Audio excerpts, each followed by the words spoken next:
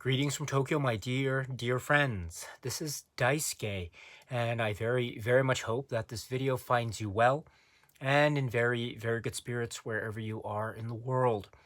And today, if you don't mind, I would like to continue on with our journey, our discussions, our discoveries, and our explorations with respect to the recent releases made by the Criterion Collection during this year of 2022. And that brings us to that title, which has been designated by Criterion at spy number 1111. It is a work from the year 2020, and the name of the filmmaker is Kirsten Johnson. And the name of the work is Dick Johnson is Dead.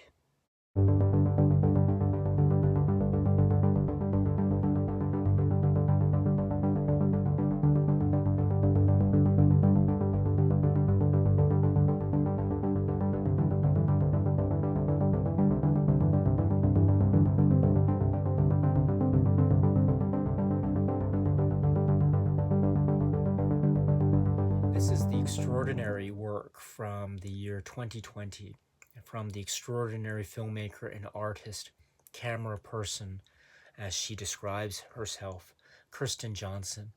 And it is featuring Dick Johnson, who is the father of Kirsten Johnson. And it is this work which has been described as a documentary, or as the Criterion Collection has described it, a docufantasia. What a fascinating and poignant way, an apropos way of describing this fascinating, poignant, beautiful, tender, loving, thought-provoking, profound, and clever, and groundbreaking, and funny, and witty, and really lively portrait of a particular person and a particular relationship in the context of an intimate emotional state of mind, and also the state of cinema and expression. This is the work that is Dick Johnson is Dead. Now, the work itself does focus on this really remarkable human being who is Dick Johnson. And we also understand that he is facing, or he is having to face or confront or otherwise deal with the onset, or the possibility, the very real and palpable possibility that he is facing with regard to the onset of his dementia. And this is also in the context not just of him and his life, and also his work and his profession and his community where he lives, and having to deal with the gradual loss of, say, motor skills or memory, etc. But also it is in the context of his relationship with his daughter, Kirsten Johnson, the filmmaker. And so there's a very close-knit, incredibly close connection between the filmmaker or camera person, Kirsten Johnson, on the one hand, and the subject of the work, that is Dick Johnson. And indeed, Kirsten Johnson describes it as being a situation of Dick Johnson being her father and her best friend. And she, too, is feeling the pressure and the delicacy and also the sensitive nature of this situation that is very intimate and earnest, and also quite precarious from a certain emotional point of view, because it means too that it is very possible, and it's not sure exactly when it will happen, but it is very possible that she will lose her father to the effects of dementia, these very significant effects of dementia, as well as possibly losing her father to death. And so she and he, and indeed the close-knit of members of the community, best friends, other people that he knows, as well as us, the viewers, we are thus confronting and having to deal with these situations as we see these particular individuals and human beings deal with them in their own way, with a sense of grace, with a sense of comedy, with also a sense of artistry and poetry, as well as a sense of real earnest scope and perspective towards life, and also towards the way we deal with each other and we encounter each other, and how there are those very tender, raw moments of a type of cinema. It's described as a type of verite style of filmmaking. And indeed, Kirsten Johnson and Dick Johnson really allow us or permit us to be privy to some of those very sensitive and intimate moments between the two of them, as I say, they're having to deal in their own ways and also together and also individually with this particular situation involving the father, Dick Johnson, and all the particulars of that particular journey. So it is a very potentially intense and very involved work that one as a viewer becomes involved in. And I think quite reasonably so, because we are allowed into this particular situation or series of situations, as it were. Now, that is perhaps one way of describing it. And that is another quite fascinating aspect of this work, because it is multi-layered. Now, and I say multi-layered in that, on the one hand, the film does present this tender portrait in an almost documentary verite style. The camera is held by Kirsten Johnson, or we see her speaking, recording her voice, maybe dealing with specific real instances of talking to her father, or her father talking to her as she's holding the camera, or maybe it's so real that she has to put the camera down and really have a tender, loving, emotional moment with her father, who she describes as her father and her best friend, right? So there are those moments and that type of style and approach to the subject and to the wonderful person who is Dick Johnson. However, the film also takes a very beautifully stylized approach to the discussions and considerations of death, and also the afterlife, and also how this affects Dick Johnson, how Dick Johnson might perceive certain aspects of the afterlife, heaven and hell, and how that is integrated quite cleverly into various episodes that we as viewers are privy to throughout the course of the film. And the way that these sequences are presented is in a very stylized way, for example, showing or repeating set-up scenes that are constructed scenes that we see being constructed. So it's almost like a film within a film type of situation or scenario. And these scenes, or the output or the outcome of these scenes, are in essence trying to show or visualize various possibilities of the death of Dick Johnson. And so we see various scenarios or dramatizations or setups of particular situations that involve stunt persons working to create a scene of, say, an accident or some kind of other tragic event that results in the death of Dick Johnson. And so we see repeated and in various forms or modes of these setup scenarios this type of approach. And now this is quite fascinating too, because on the one hand, or on both hands, we see Kirsten Johnson and indeed Dick Johnson having to deal maybe directly head on, or maybe even obliquely or indirectly, with the idea or notions of dementia and death. And those can be very heavy, and indeed they are very heavy and quite profound and deep themes and considerations to make. At the same time, there is this way in which Kirsten Johnson is using the cinema to present a type of comic, dark humor, comic approach to the concept and notion of death. And it is not in any way showing a side of death that is in any way disrespectful to the subject, to the individual Dick Johnson himself. On the contrary, it seems to be reinforcing the notion of what cinema means to Kirsten Johnson, and indeed what the potential of cinema is for her, for him, and indeed for us, the viewers, because in this very clever way of purposefully constructed scenes that are repeating or are variations on a theme, we do get a sense of the ability to confront death or to confront these aspects related to death in a way that can be maybe how should I put it?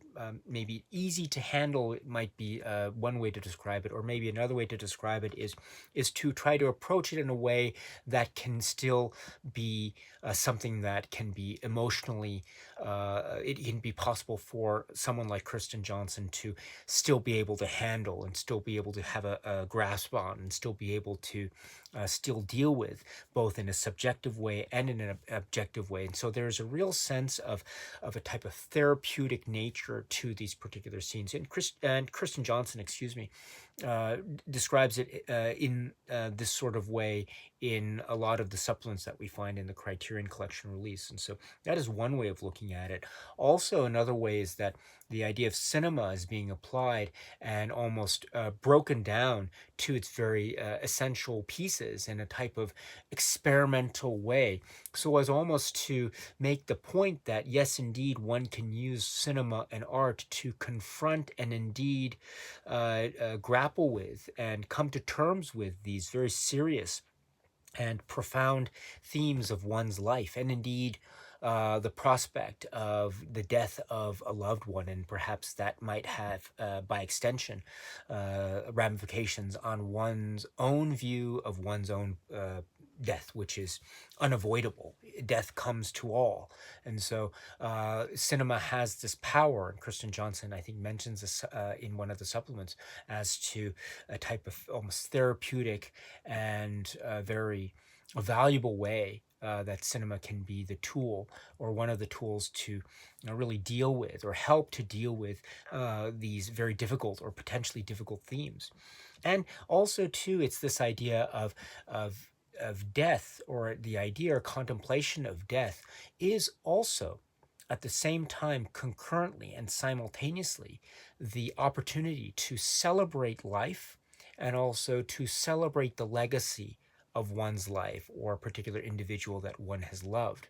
And so we have the idea or notion of the community that comes together, that shows or pays its respect to a particular individual like Dick Johnson, or we have the Kirsten Johnson herself trying to show through these examinations of death just how much she truly loves her father, and that love and that devotion and that bond between parent and child here, between best friend and best friend, it is undeniably, it is so much part, it is so much there. And we understand, therefore, that this approach to death, this very multifaceted approach to death that Kirsten Johnson seems to be applying through her cinema, is always 100% from the heart. It is pure, it is sincere, it is from a place of love and affection and devotion towards this man, her father, her best friend, Dick Johnson. And so that makes this film, with the approach towards death and these very almost violent scenes, and they're presented in this comic tone in a lot of ways, this makes this film still one that is a very multifaceted approach to death, that is therefore also simultaneously the opportunity for celebration of life. And when we understand, too, that this is focusing in on one particular individual's confrontation, Dick Johnson himself, how he is in the moment trying to deal with these various choices that he is either making or that are being made for him. For example, maybe he no longer has the ability to drive his car anymore, or he's going to move in with his daughter who lives in New York City, or maybe it means that he's going to be having more interactions with her children or his grandchildren, or maybe there is an extra added sense of risk or fear as to how he will be dealing with going out outside, going out on his own, or will he be able to handle things, or will there be certain events or situations that will cause certain risk or potential risk or harm to him. And so these are various specific episodes that he or we see him having to deal with, and also we see people around him having to help him with.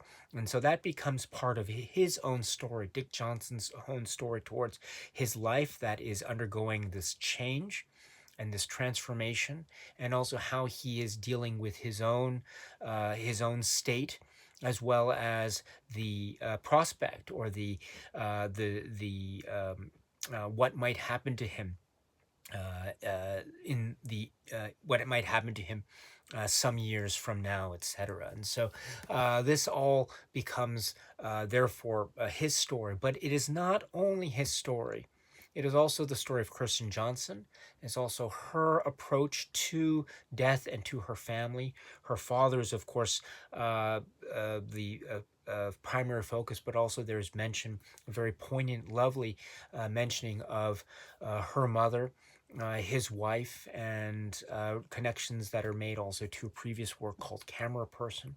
And therefore, we understand that the multifaceted nature of this work is not only in the context of the visual and not only in the context of the style and the cinematic philosophy of this film, vis-a-vis the verite aspect versus the purposefully constructed aspects, but also it is multifaceted in the fact that it's focusing in on the individual story of Dick Johnson on the one hand, and also it is focusing in on the individual story of Kirsten Johnson on the other, and also by extension, it is also focusing in on the relationship between Kirsten Johnson and Dick Johnson, or perhaps to put it another way, it is focusing in on how Kirsten Johnson is viewing and admiring and loving and recalling and remembering that particular relationship that she has and had and will always have with her father, Dick Johnson. And it is all presented in this, as I say, brilliantly constructed, multi-leveled work that is engaging with, one can say maybe fundamentally two styles, but in fact, there are many styles at work here. There are many different aspects to the presentation of the facts, both in terms of the actual situation of the camera, or voiceover, or various reconstructions or purposely constructed scenarios that also are relying on arguably different modes of genre or subgenre of fiction or narrative film. And so we have so many things going on, and even within that, there is also the play or interplay between what is fact and what might be fiction. And so there is so much both on one level and then on another level, and then it breaks yet more levels, and we realize that this film is quite deep in terms of its play or interplay with reality and with time. And this is, I think, a furthering of the type of hypothesis, if you will, of the power of cinema, namely its ability, perhaps, to really not just grapple with deep concepts of death and loss, but also deal with them in a direct confrontational way that is also very therapeutic and also can be very heartwarming and comforting, and also quite celebratory of life and happiness at the same time, while still being a type of record and also a type of memorialization that is both subjective and objective. And also, it can be playful, and also it can really break the boundaries of what cinema does in terms of showing us reality on the one hand, but also playing with notions of our conceptions of reality, thus making for some very deep engagement with this extraordinary work of art that is Dick Johnson is Dead. This is a remarkable work And as I mentioned earlier, or mentioned elsewhere, this is a film that, or this is work that I have come to recently, very recently, and thanks to the Criterion Collection release here, I'm so happy to have been able to find this work. It is, as I say, clever and witty and funny and very intelligent and very intimate and sincere, and so much.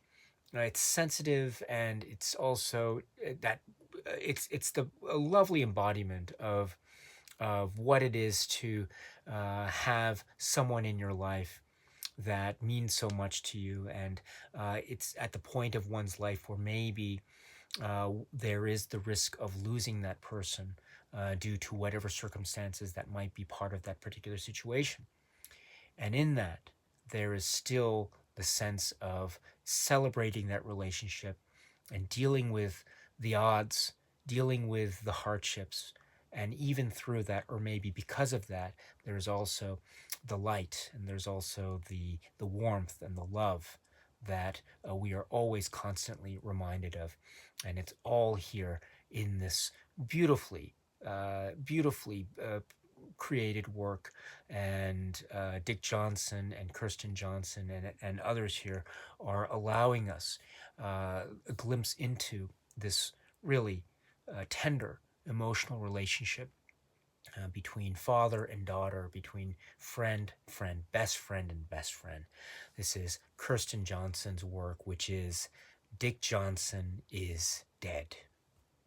The Criterion Collection has released this work, Dick Johnson is Dead, again at spine number 1111, and it described as being a 2K digital transfer with 5.1 DTS HD master audio soundtrack surround. And this is also described as being approved by director Kirsten Johnson. It is crisp and clear, and it seems to be very much adhering to or preserving or respecting also the various modes and styles or genres that seem to be at play here. So, all in all, I think it is a very good presentation of this work. So. That is what we have here. This this being the Blu-ray edition, by the way. Dick Johnson is Dead, and I should say too that this is a Netflix work, and so as we know, Criterion has been making a number of releases of late that are or that have found or that were films or that are films from the world of streaming, including Netflix. And so here's yet another example of this. And I, for one, am very grateful. As I've mentioned before, I'm not so good when it comes to watching very recent works or works that are found primarily or almost exclusively in the streaming services market. And so to have the opportunity to be able to watch a film like Dick Johnson is Dead through a release like this by the Criterion Collection is, for me, very welcome news, and it helps me to further my own cinema education, as it were. So I'm very grateful for being able to have this opportunity, because, as I say, I really was taken and am taken by this work from Kirsten Johnson. This is brilliant on so many levels. So I'm so glad it was given this particular Blu-ray release treatment. Now, as part of that Blu-ray release treatment, we also know that Criterion, as is customary, has also included it with a number of great supplements. And so let us now focus on what those supplements are. There are quite a number. So the first is or what can be described as being a commentary track. So we have the optional audio commentary track, and this is described as being from the year 2021, and it features in this type of lovely group conversation Kirsten Johnson and Nels Bangerter, who's the editor, and Judy Karp, who is the sound recordist. So Nels Bangerter and Judy Karp and Kirsten Johnson. And so the three of them are talking. They are, of course, they have worked together so closely in the context of this particular project. And so each brings his or her own perspective or take, and they come together to really share details of the production and the background and their own perspectives or takes on the work itself and the individual and human being that is Dick Johnson, and specific scenes that they are watching, and thus we watch along with them. So it's another great example of a great commentary track, and I'm so glad Criterion was able to include this as part of this particular package or particular release. Again, a new commentary track from 2021. So in the commentary track here, for example, the three of them do speak about Dick Johnson and the type of person that he is, as they describe it, just a regular guy, a regular dad. But at the same time, he is so compelling a figure that when we watch him in this film, we are so drawn to him and his story and the drama that is so much inherent to his particular story and background, and he presents himself, and the film presents him in this loving way, in the way that's respectful, that is also very caring. And we also hear or privy to these details about how during the shooting of some of the scenes, they were really trying to be sure that the situation was as safe as possible for Dick Johnson, because of course he was in a situation where physically he was still quite frail in a number of situations, and so Kirsten Johnson and others had to be sure that the situation was safe enough.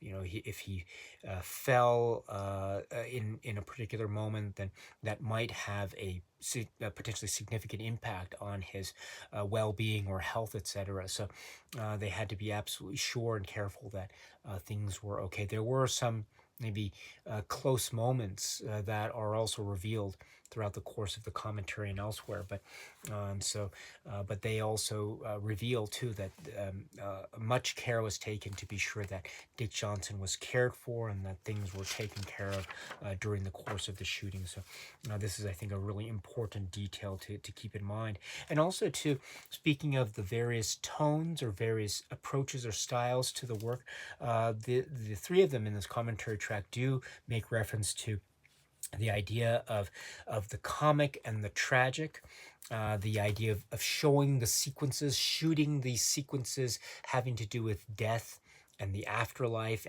and depictions of heaven and hell that are also very stylized, oftentimes using slow motion. And in fact, they do reveal maybe certain practical reasons as to why they opted for slow motion in a lot of those sequences. So that's also very interesting as well. But still paying so much in the utmost respect to Dick Johnson and who he is and how he is shown and represented in the film. And also this is talking, provides opportunity a little bit to talk about concepts of death, concepts of the afterlife, religious concepts as well, and also approaches and philosophies.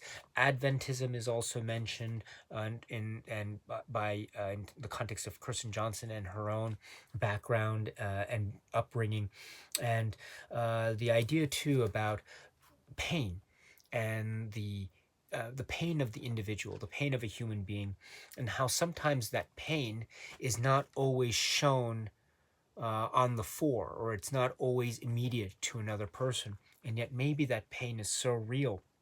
And there's this idea of you can never always tell, or you can never always know the pain of another person. It's this type of dilemma, if you will, of existence, and not knowing or not being able truly to know someone else. And when those details or facts are revealed, it can become quite an epiphany of sorts. And so this is something that is mentioned, I think Nels Bangerter in particular mentions it in the context of a particular discussion that we see between Dick Johnson and another individual. It's a very striking conversation about parents and about death. So this is quite remarkable. And also, there are many scenes of eating and cake and ice cream and food, and how this is, of course, showing us the lovely nature and the loving nature of Dick Johnson, and how he loves to eat and he loves his chocolate cake, etc. But also, there are some quite profound ways in which these scenes and moments are linked to not only concepts and considerations of death and health, but also concepts and considerations of the craft of cinema and filmmaking in the hands of Judy Carp and Nels Bangerter and Kirsten Johnson and company. So it's quite remarkable in that way. Also, the commentary does reveal the very specific ways that this film, Dick Johnson is Dead, has direct connections with another work, Camera Person, from Kirsten Johnson, and indeed how that connection is very emotionally and intimately linked with the family. Kirsten Johnson, Dick Johnson, and her mother, his wife. And so this is a very, very key detail. This is very striking, very emotional, very haunting, and also very overwhelming. Beautiful in that way, and it also just is a reminder of just how important these images and this work is to Kirsten Johnson and her life. And indeed, she describes herself here and elsewhere as a camera person. And indeed, I think that is so apropos, especially when we hear her discuss it, because the images that she captures with her camera are her life, and it's almost her soul, as it were. And so it becomes a representation of that because of how important these images of her father are to her, and indeed how important the images of her mother are to her. And we see that context laid out so beautifully in the film, and also how the commentary describes it. So this is another great example of the interconnectivity of many aspects that also in the whole show us indeed just how powerful cinema is as a medium and also as an art form, not just to Kirsten Johnson, not just to Dick Johnson, but also to everyone concerned. So, and in the hands of Kirsten Johnson, it is not only magical, it is not only poignant, but it is real and truthful, and it is also very genuine and emotional. So it's brilliant in that respect, and so that is another reason for the celebration of the existence of work like Dick Johnson is Dead from a brilliant filmmaker like Kirsten Johnson. And so they also speak about there are other sequences in the film, other people that we meet in the film, and they also speak too about how various situations, maybe some people now might have been affected after the film with respect to the recent pandemic, etc. So there are some. This is a commentary that's described as being from 2021, after all, and so these details also emerge, and so we are reminded of how these are real human beings and who have lives that are shown within the film, but also they have lives outside of the film as well. So, and also that is parallel to Dick Johnson and how he is shown and portrayed in his story, his life story, and the snippets and the scenarios and the circumstances are also portrayed there, again, through the various visual media and stylings that are on display by Kirsten Johnson and company. So overall, my dear friends, a great, great, great commentary track. Again, this is a commentary track with Judy Carp and Nels Bangerter and Kirsten Johnson. So please check it out if you can. But then we can turn our attention to the supplements submenu of this particular release. And then so the first of the supplements within the submenu is called Producing Dick Johnson is Dead. And this is approximately 27 minutes. This is from 2021. And this is a discussion, a conversation between and among Kirsten Johnson and Katie Chevigny and Marilyn Ness, who are the producers, and also Maureen A. Ryan, who is the co-producer. And this is a lovely conversation between and among these artists and these creative voices who are showing us and letting us know the inspiration behind their decision-making process to go with this project. It is described as being a type of leap of faith, a creative leap of faith, going into the unknown, because there were a lot of unknowns they admit, in terms of going into this project. And maybe the structure might have been one way initially, but then there were some changes made to the structure and the chronology of, or sequencing of events that are shown in the film, etc. And also because this is dealing with real life. This is dealing with real life events. So there are a lot of unknown variables in that particular equation when one is trying to create this particular work, a type of documentary or docudrama or docu-fantasia, as the description might have it. So this is and also trying to find the tone of the work. I mentioned too that it has a sense of the tragic. It also has a sense of the comic as well. And so they make a reference to a previous work which is called Harold and Maude. And so that is dealing with the concept or themes of, say, death and aging, and also dealing with it also in a way that can be said to be very humorous or comic. So trying to find all these details and arrange them in a way so as to find focus for this particular project. And also the idea too of the imagination, having these imaginative creative spaces to create, say, these, as I mentioned, the scenarios for the purposefully constructed sequences of death. And so and what is real and what is constructed. And this is the idea of what's called the magic of cinema, and how the magic of cinema really helps to save the day in certain circumstances. Now, I'm trying to be as vague as possible because there are a number of details that I want to preserve for those of you who haven't yet seen the film. So in any event, there are a number of details. So please enjoy the film if you haven't seen it yet, and I look forward to hearing your responses to it when indeed you have.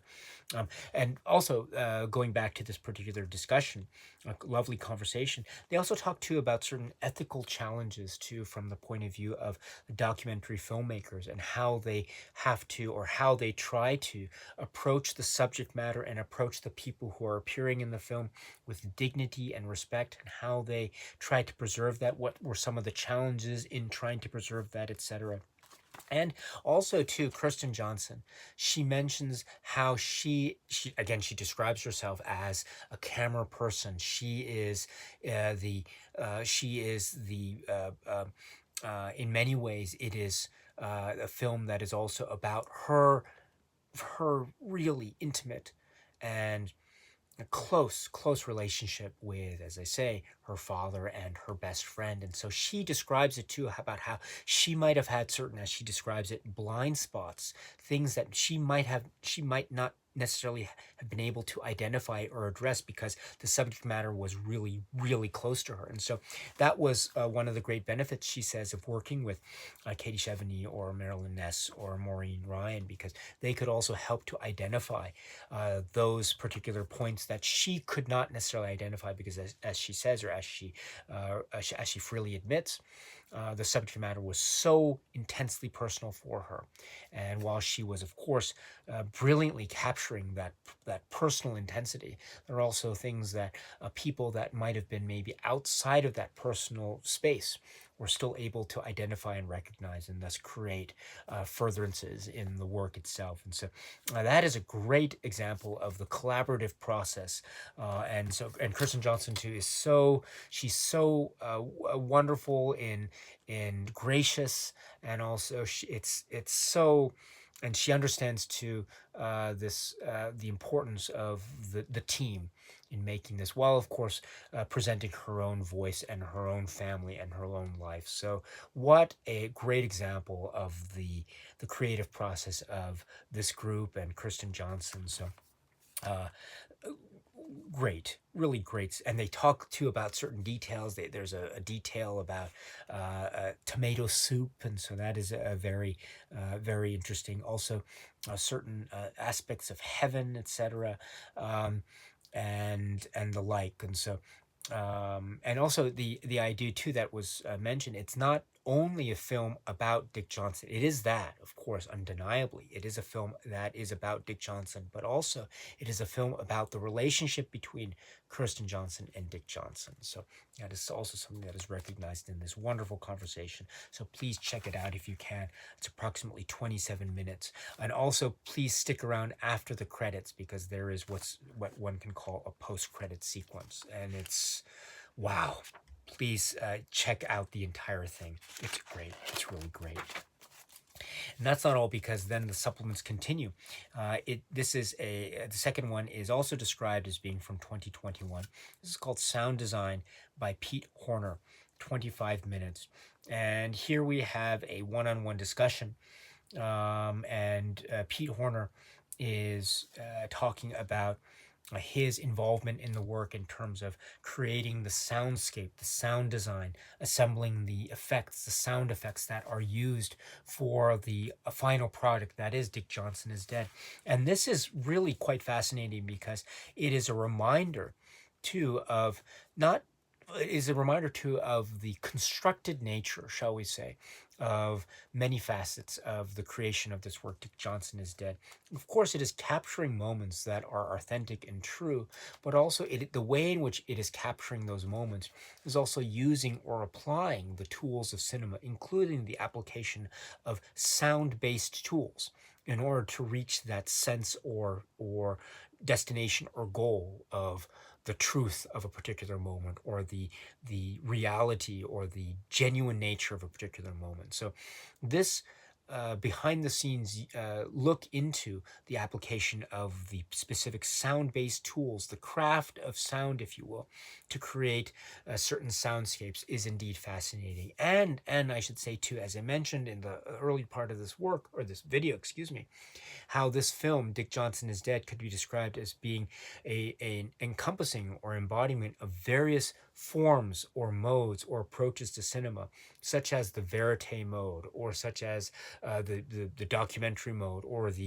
such as the narrative, purposefully constructed mode cinema. And so we see, for example, in this particular sound design discussion, we see examples of how Pete Horner was putting together the soundscape, layering the various effects of sound, and also manipulating certain sound effects in order to try to satisfy the direction of Kirsten Johnson, and also to create these manipulated, warped spaces of sonic landscape for certain key sequences that are in the purposely constructed category. At the same time, we also understand that the assembly of sounds is also occurring in what could otherwise be perceived as being the verite or documentary category aspect of the film as well. And this is too very fascinating, and it leads to a nice discussion that Pete Horner gives about he also talks to, in this similar vein, about Camera Person. Again, another a callback to that wonderful, if you haven't seen Camera Person as well, I would strongly recommend checking that out. That is a really great work. And also this leads to a number of discussion threads here. One of such threads being the idea of how sometimes there were some moments that called for a quote-unquote naturalistic sound, and yet there are other times in the film that called for this big epic sound. And so that balance, or that mix of various styles in the soundscape, is in an interesting way a nice mirror into mirror to the, say, various ways that the film itself is accompanying many styles. So that's an interesting parallel. And also too, there is the idea of the ethics of documentary filmmaking, or the ethics of sound design too, in that the way in which one is using sound, it could be said to be a type of reliance on artificially generated sounds, or artificially manipulated sounds. But this needs to be used in a way that is still always respectful and preserving the dignity of the subject matter of the particular work. And so this could be described as the ethics of sound design cinema. And this too is a really, I think, a very profound theme and discussion.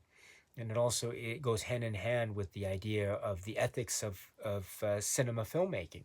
in how to treat the person that is the subject of the work, Dick Johnson, with dignity and respect.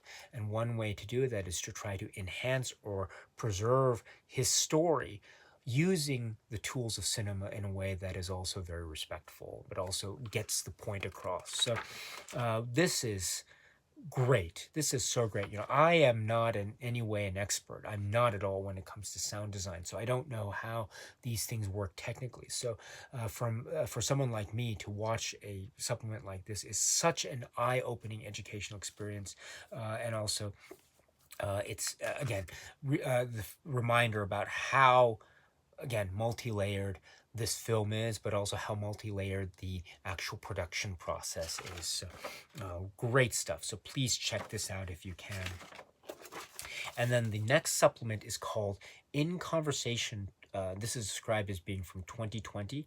This is approximately 19 minutes.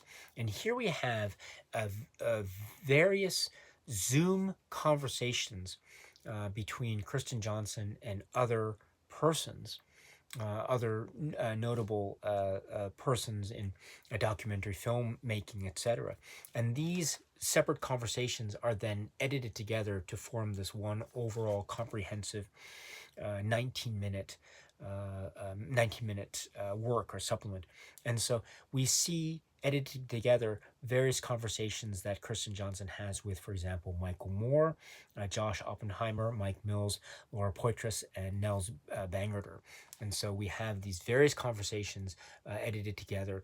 And so it forms a nice flow. It's lovely to see too these various other artists and filmmakers focusing in on specific details that they themselves in their own individual experiences have picked up on in their own watching of the film. Michael Moore, for instance, mentions how he really wanted to preserve a lot of the details upon first watch, so he didn't want to see or read any of the reviews prior to watching the film. And so that really affected him in the way he was engaging with specific sequences of the film, for example. And then also there are other great comments made by the other filmmakers here about how there is for instance, there's a defiance in the film, what's also described in delicious impropriety, defiance against death. And also this gives rise to the opportunity for Kirsten Johnson to make more comments about Adventism and the idea of cinema and the concept of cinema. Maybe there is this connection between cinema and ghosts, and there's maybe a religious connotation as well, etc. And also the challenges of how to hold the film together tonally, as it were. There's reference made to other works, for instance, Fahrenheit 9/11 as well, a Michael Moore work, as well as there are some very special sequences that are remarked upon that these filmmakers find very moving. And again, I don't want to go into too many details. Again, I want to preserve those details for you if you just in case you haven't seen it yet. But this is, I think, overall another great supplement because not only do we see how these various filmmakers are so much celebrating or paying respect and tribute to this great filmmaker, Kirsten Johnson, and her work, but also it shows how malleable and how wide-ranging a work like Dick Johnson is Dead is, because it really has an impact that is very universal, but is also very unique to each particular individual viewer. And so each particular viewer, for instance, seems to latch on to a specific detail here or a specific detail there. So this is great stuff. So please check this out if you can. Again, In Conversation from 2020, approximately 19 minutes.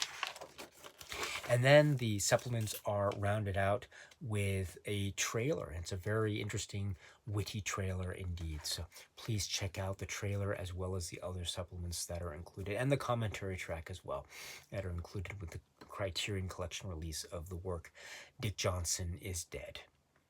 Now, let's go to the packaging and also the insert. So I've taken the liberty of removing the insert for purposes of discussion in advance. And I should point out too this very interesting eye-catching artwork. And the artwork is described here. Art director Sarah Habibi, Eric Skillman. Photography, Chris Buck. Design, Eric Skillman. And so it has this very, it has this lovely, as I say, eye-catching flair to it that I think is also very reflective of certain sequences of the work. So well done for being able to capture this. And it's also captured in also a slightly interesting, intimate portrait way in some of the photographs and stills that we see as part of the fold-out leaflet. So wonderful job in terms of the design.